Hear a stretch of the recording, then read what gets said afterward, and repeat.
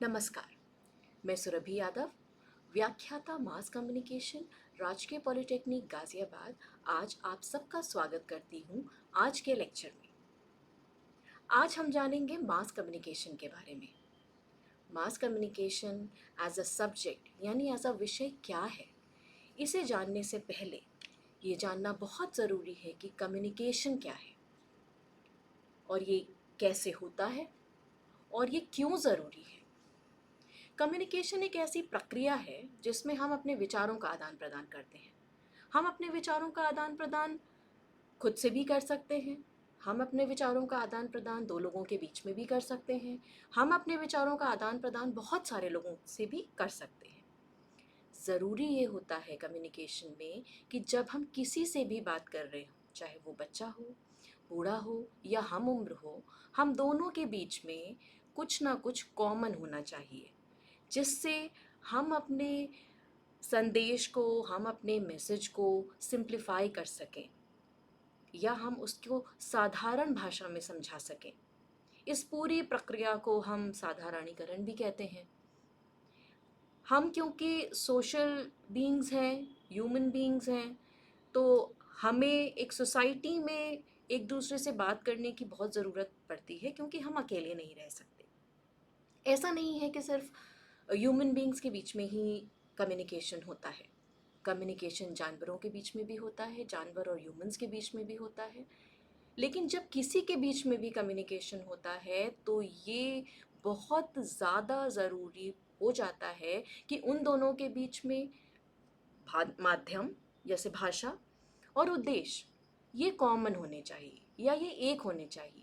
अगर ये एक नहीं होंगे तो दो लोग जो आपस में बातचीत कर रहे हैं, ना तो वो ध्यान से दूसरे की बात सुनेंगे, और जो बात अपनी समझाना चाह रहा है वो अपनी बात को बेहतर तरीके से नहीं समझा पाएगा, क्योंकि सामने वाला समझना ही नहीं चाह रहा है।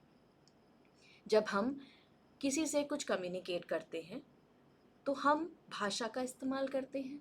हम बोल के कर सकते हैं, हम लिख के कर सकते हैं, हम इशारों में कर सकते हैं, हम रंगों से कर सकते हैं, और भी कई अनगिनत तरीके हैं जिससे हम अपने विचारों का आदान प्रदान करते हैं।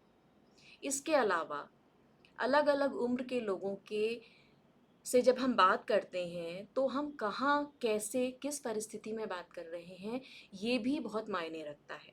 यानी हम फॉर्मल कम्युनिकेशन करते हैं, जैसे कि स्कूल में प्रधानाचार्य से, बॉस से, जहाँ पर हम कोई व्यक्तिगत बात नहीं कर रहे होते हैं।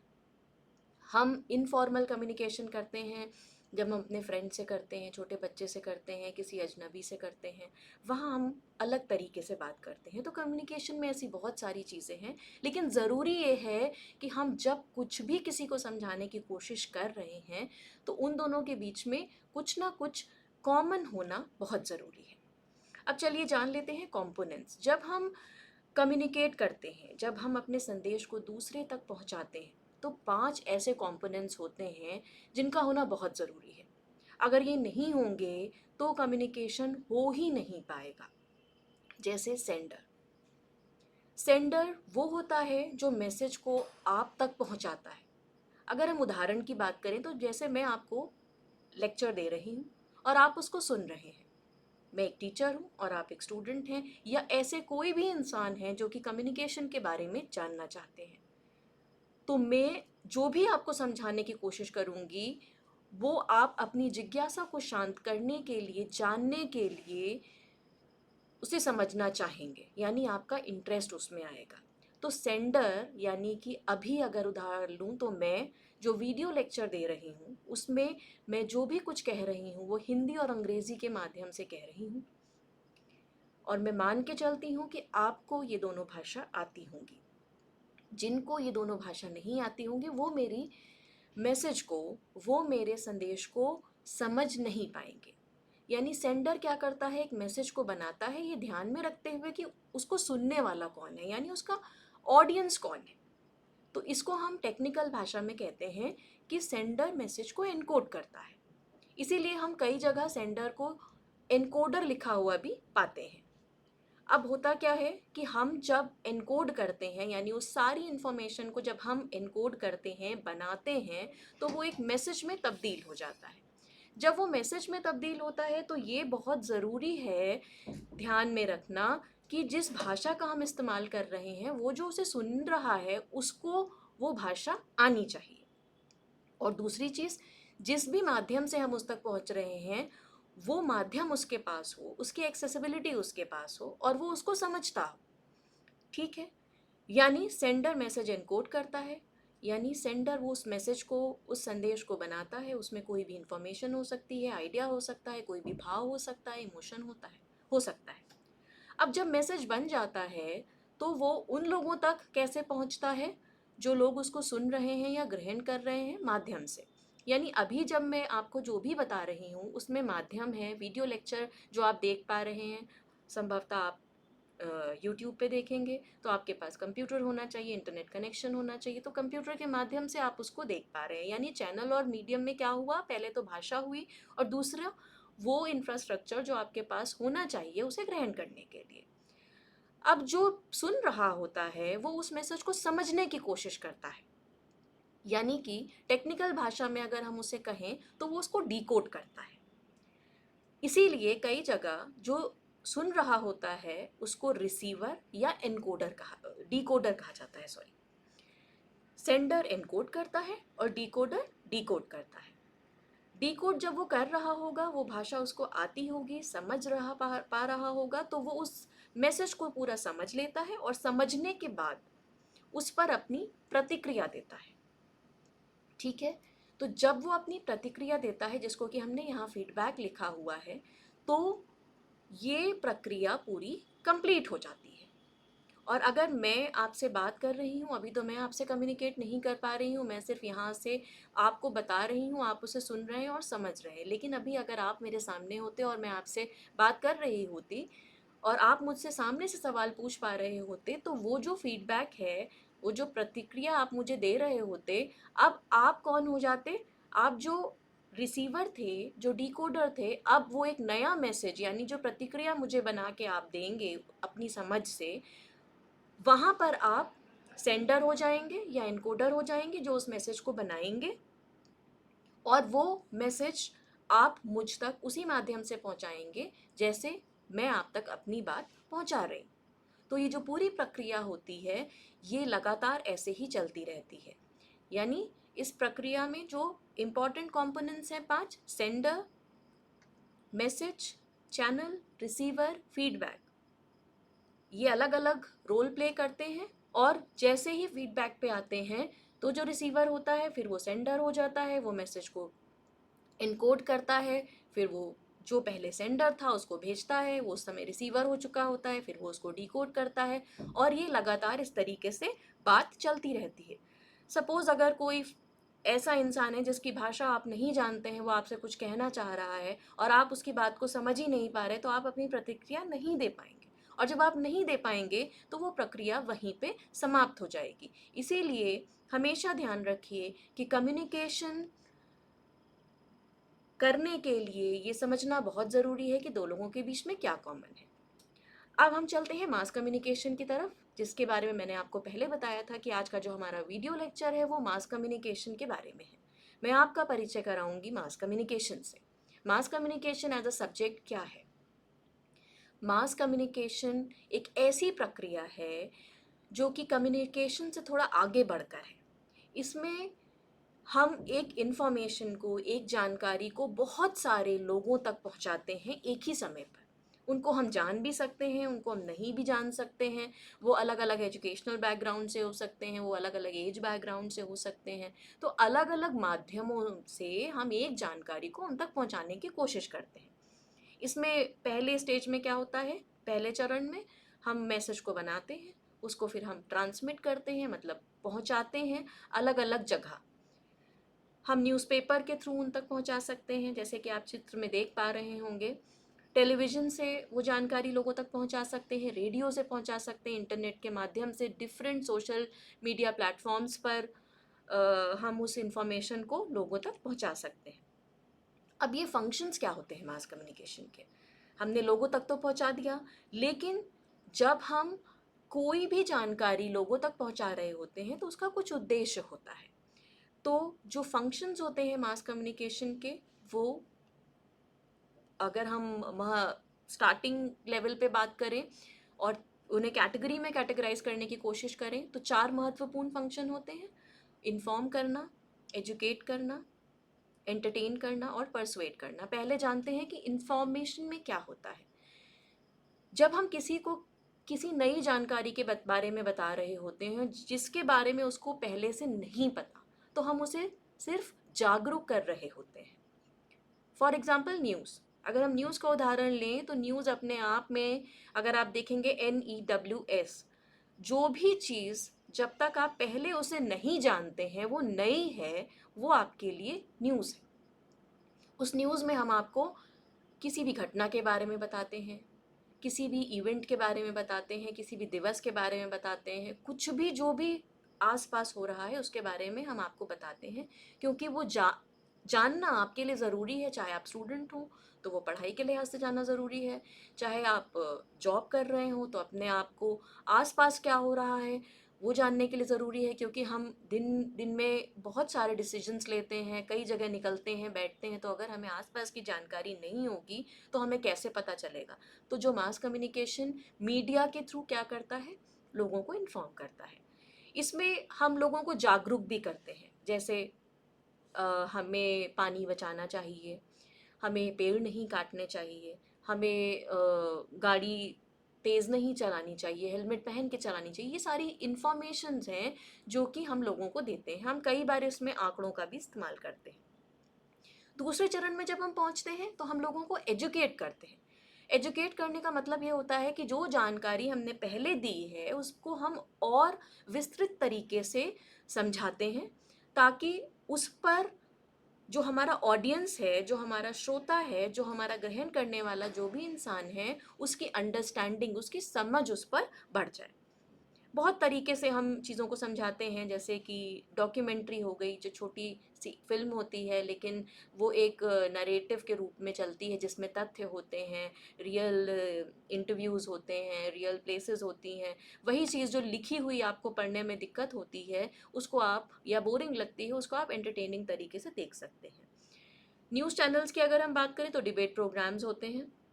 उन प्रोग्राम्स में कई लोग आते हैं, विषय विशेषज्ञ आते हैं जो उस विषय पे बात करते हैं, बहस करते हैं, जिससे कि आपका ज्ञानवर्धन होता है। आगे चलें तो मास कम्युनिकेशन लोगों का मनोरंजन करके भी लोगों को नई नई जानकारियाँ देता है।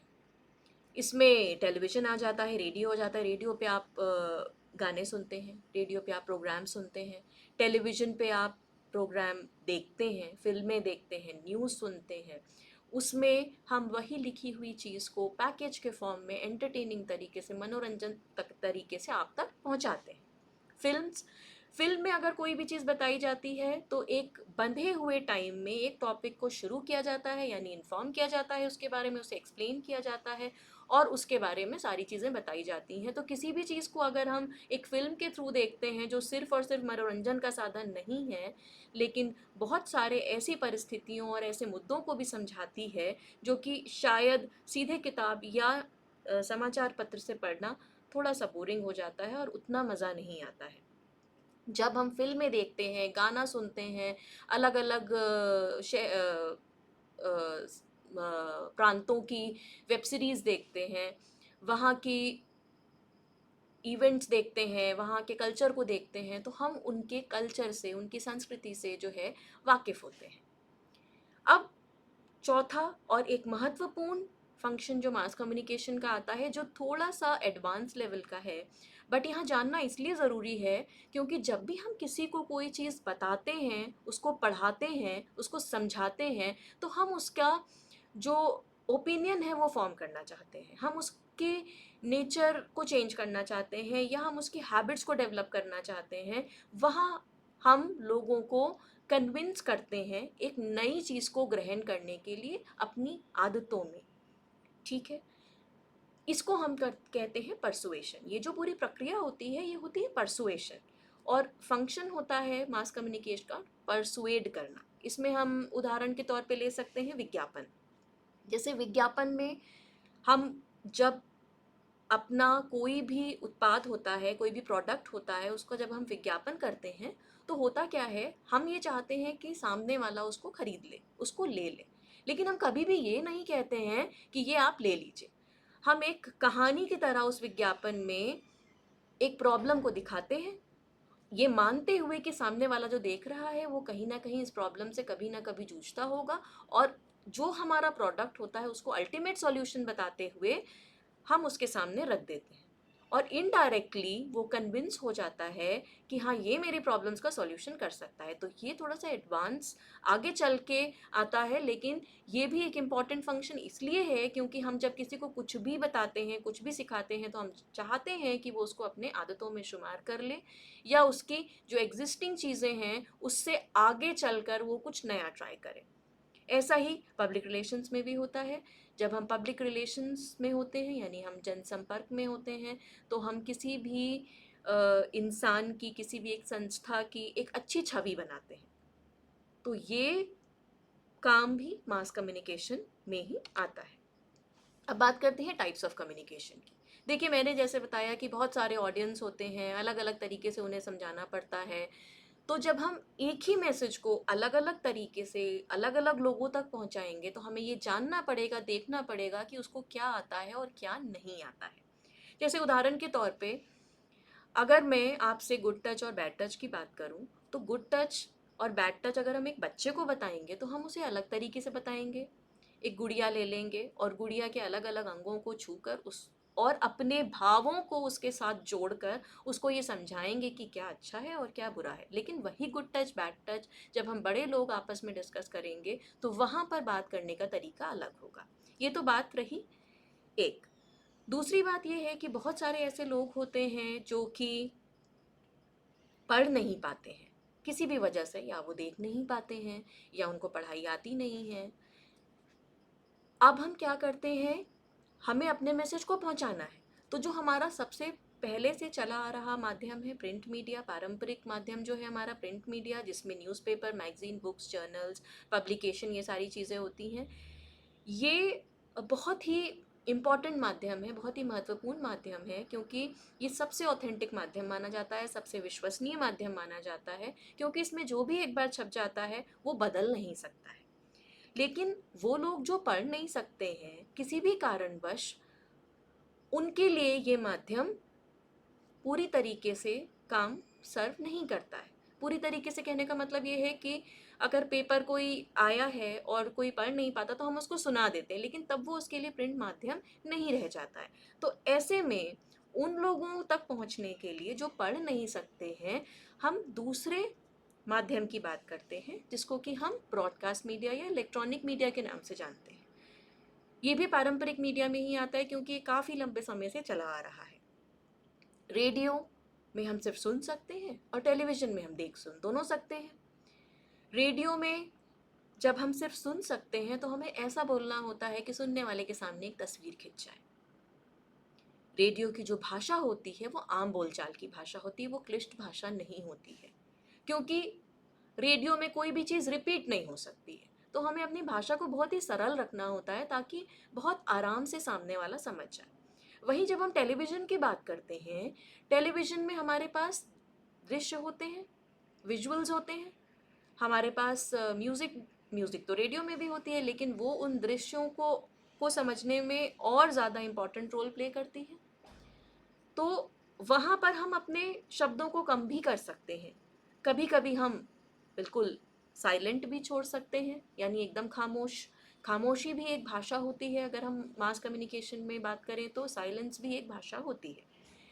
फिल्म फिल्म में मैंने आपको जैसे अभी बताया कि हम किसी भी परिस्थिति को, किसी भी इवेंट को, किसी भी घटना को बहुत अच्छी तरीके से एक लिमिटेड, एक बंधे हुए समय में लोगों को समझा सकते हैं। अब ये जो ब्रॉडकास्ट मीडिया है या जो इलेक्ट्रॉनिक मीडिया है, ये सारा, इसमें जो भी कुछ होता है वो प्रसारित होता है और लोग उसको सुन के देख कर समझ सकते हैं। ये ज़्यादा लोगों तक पहुंच सकता है, क्योंकि जो रेडियो होता है उसको हम मास मीडिया बोलते हैं। मास मीडिया इसलिए बोलते हैं क्योंकि ये सस्ता होता है, इसे हम कहीं भी ले जा सकते हैं।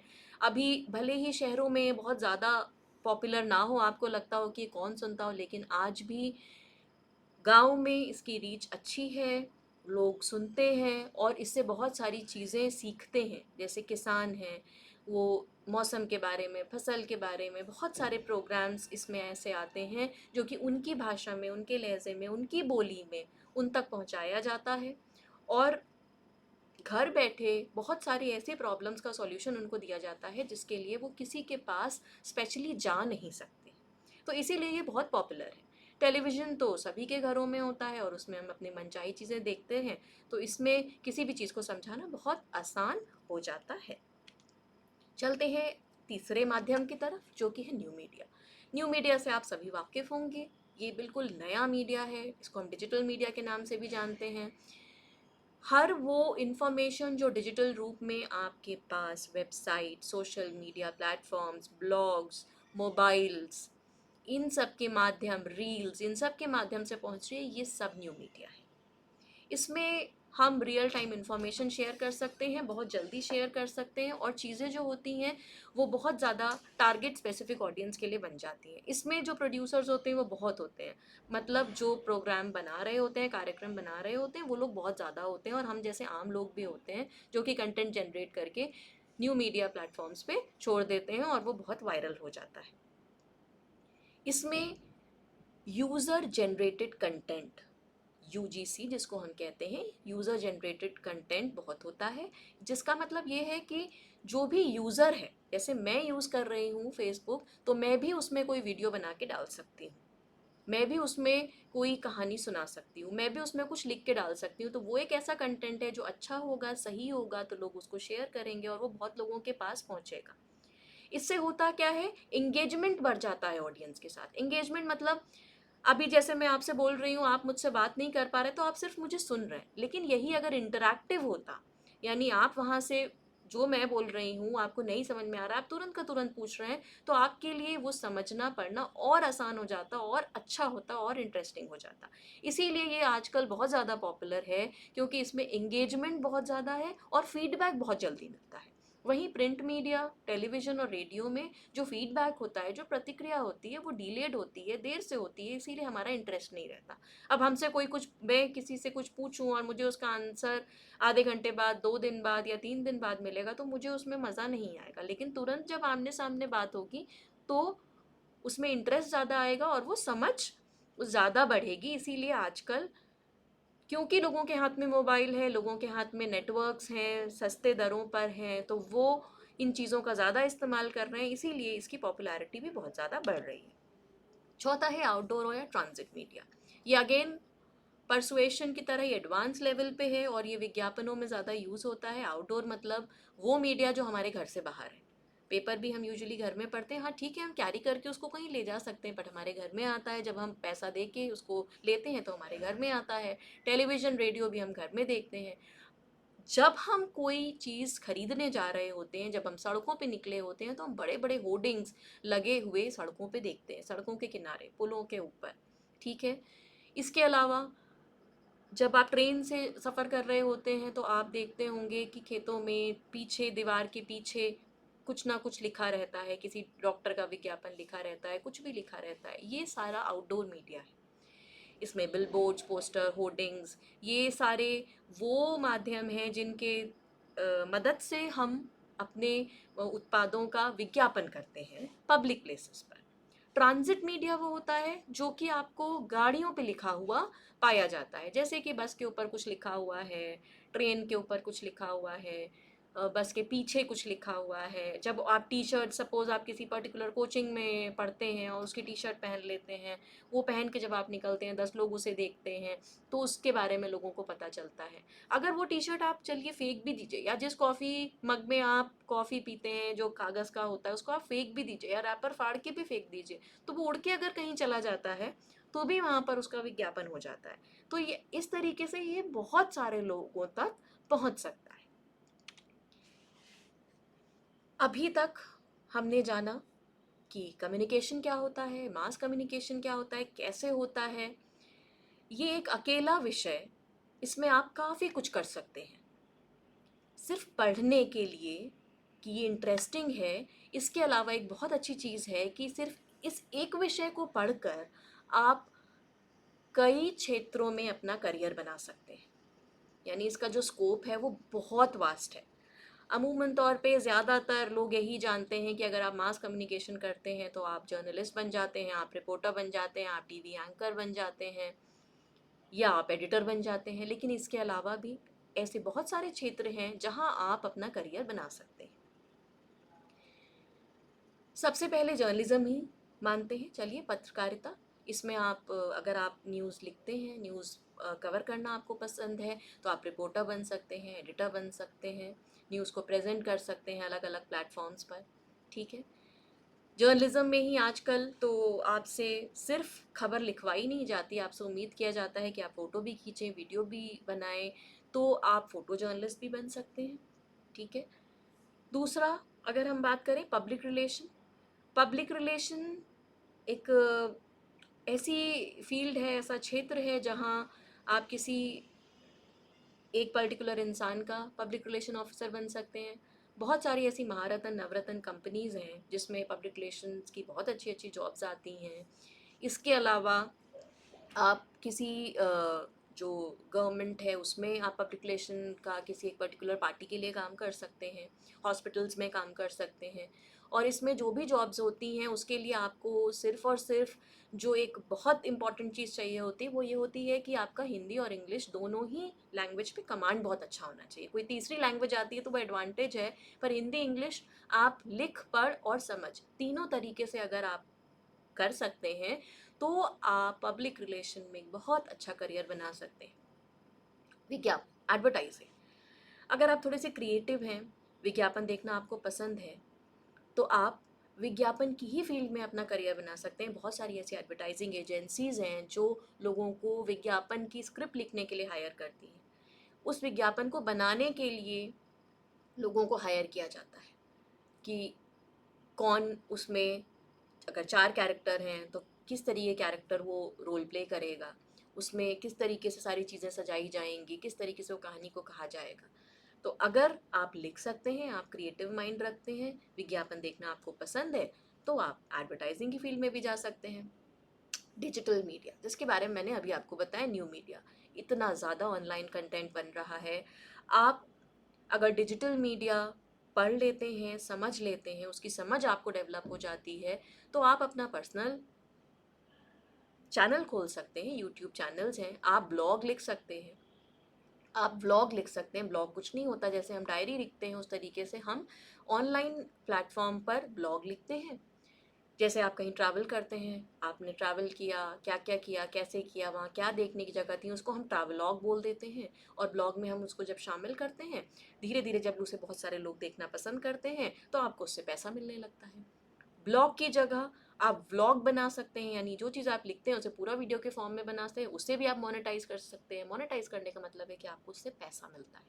इसके अलावा पहले तो मीडिया में पहुंच पाना, अपनी जगह बना पाना थोड़ा सा मुश्किल होता था, लेकिन अब डिजिटल मीडिया आने के बाद, ऑनलाइन मीडिया आने के बाद बहुत सारे ऐसे प्लेटफॉर्म्स हैं जहां पर आप अपने लिखी हुई कहानी, गाना, कविता, इन सारी चीज़ों को अलग अलग माध्यम से अलग अलग लेवल पर प्रोड्यूस कर सकते हैं। आप चाहें तो किसी कंपनी के साथ जुड़ जाएं या अपना पर्सनल काम खुद से स्टार्ट कर सकते हैं। ब्रॉडकास्टिंग, अब ब्रॉडकास्टिंग, इससे पहले आपने ये शब्द सुना होगा ब्रॉडकास्ट मीडिया के कंटेक्स्ट में या उसके परिप्रेक्ष्य में। रेडियो में अगर आप आरजे बनना चाहते हैं, रेडियो जॉकी, तो भी आपको मास कम्युनिकेशन में लिखना, पढ़ना, बोलना सब कुछ सिखाया जाएगा, रिकॉर्ड करना, एडिट करना। टेलीविज़न में अगर आप कैमरे के सामने काम करना चाहते हैं, टेलीविज़न एंकर बनना चाहते हैं, प्रोड्यूसर बनना चाहते हैं, तो आप कैमरे के पीछे काम करेंगे। उसका भी पूरा प्रशिक्षण आपको मास कम्युनिकेशन के अंदर दिया जाता है। 2 साल के पाठ्यक्रम में इन सारी चीज़ों को पढ़ाने में ये समय थोड़ा कम ही पड़ जाता है, क्योंकि इतना वास्ट एरिया है, इतना वास्ट स्कोप है। लेकिन जब आप मास कम्युनिकेशन कर लेते हैं तो आप बहुत सारी फील्ड्स को जान जाते हैं और बहुत सारा, सिर्फ एक सब्जेक्ट पढ़ के आप कई क्षेत्रों में अपना खुद का काम या किसी के साथ जोड़कर अपने काम को शुरू कर सकते हैं या किसी कंपनी के साथ जुड़ सकते हैं। इसके अलावा कैमरा चलाना आपको पसंद है, प्रोडक्शन आप करना चाहते हैं, तो वो भी आपको यहाँ सिखाया जाता है। किस तरीके से पहले फ़िल्में बनती थीं, अब बनती थीं, इन सारी तकनीकियों से आपको रूबरू कराया जाता है, प्रैक्टिस कराई जाती है और पिक्चर को लिखने से लेके, उसकी शूटिंग से लेके, एडिटिंग से लेके सारी चीज़ों में अलग-अलग करियर आप बना सकते हैं। फिर से हम अगर कंटेंट क्रिएशन की बात करें तो ये कंटेंट क्रिएशन आप पर्सनल यानी व्यक्तिगत लेवल पे अपने चैनल्स के लिए भी कर सकते हैं और आप किसी और के लिए भी कर सकते हैं। इसके अलावा अगर घर में आप सारी चीज़ें मैनेज करते हैं, प्लानिंग बहुत अच्छी करते हैं, उसको एग्जीक्यूट बहुत अच्छे से कर लेते हैं, सबको लेके साथ में चल सकते हैं, तो इवेंट मैनेजमेंट अपने आप में एक बहुत बड़ा फील्ड है जिसमें आप अपना करियर बना सकते हैं। ये तो कुछ वो क्षेत्र हैं जो मैं आपको अभी शुरुआती दौर में समझा सकती हूँ, लेकिन जब आप मास कम्युनिकेशन पढ़ते हैं तो विश्वास रखिए आपको बहुत सारे फील्ड्स में अपॉर्चुनिटीज़ खुल जाती हैं कि आप अपने आप को सेटल कर सकें।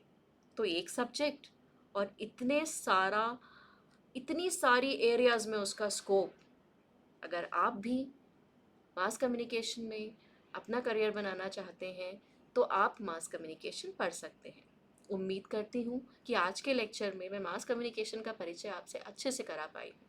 इस सब्जेक्ट को और जानने के लिए जुड़े रहें हमारे साथ।